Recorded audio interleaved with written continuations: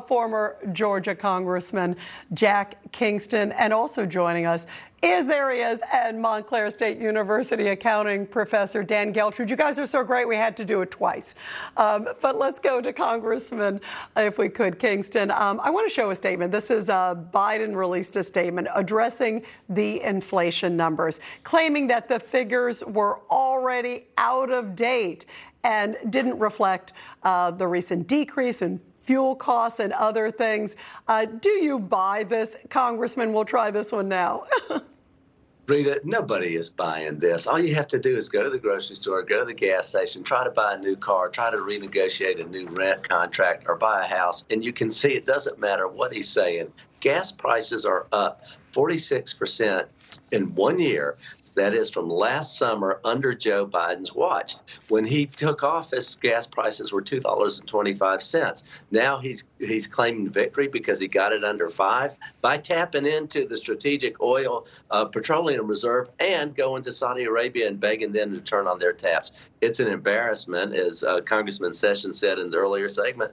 It's a joke, and the American people are not this stupid. And so that's, I think he's just showing tone deaf and scrambling to say anything to try to stay alive politically.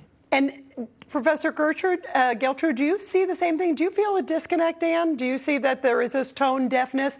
The American public is going, wait a minute, they're feeling it every time they go to the gas station or go to the grocery store. I mean, these numbers are skyrocketing. And yet this president hasn't really felt connected with it. He's kind of been ignoring it almost. He's completely out of touch here, Rita. And I want to follow up on what the congressman just said, because he's absolutely right. The issue here, primarily with inflation, relates to the supply side and specifically energy. Now, that, to me, is the largest contributor to why we're seeing the rising costs of everything. Why? Because we need fuel, oil, energy for everything we do. Services and goods to go from point A to point B require fuel. So what are we doing? We are lowering our supply that we're providing to the American people and relying on countries that are not our friends. So what the administration is doing is they're pushing this over to the Fed, and they're saying, do something. The Fed is very limited. What can they do? Raise interest rates. And by the way, that's not the solution. That causes a lot of pain as well. So if the administration is listening, focus on the supply side, please. Yeah, it's interesting because they're not touching that. And even they were slow even on the interest rates. But now we're seeing, Congressman, there's a good chance they're going to be bumping it up yet again. What are your thoughts about that? I mean, Dan was just saying that's not the solution. Go to the supply side. Is it a combination? Where do you see this? Well, what I think all the economists are seeing that on July 26, when the Fed meets again, that they might bump interest rates up a full 1%. And that's a huge amount of money for the American people, and business runs on borrowing money. And so it's going to be passed on to the consumers.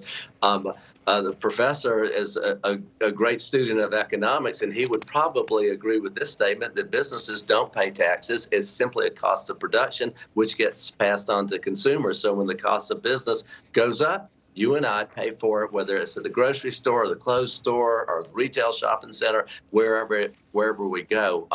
But when you have said we're going to stop fossil fuel in America and everybody's going to buy Teslas. By the way, Teslas have even gone up from 53,000 to 66,000 in a 2-year period of time. So that's going to crunch the middle class too. But when you say we're going to have a war on fossil fuels, which is what this administration has done, the supply does shrink, and the professor is 100% right.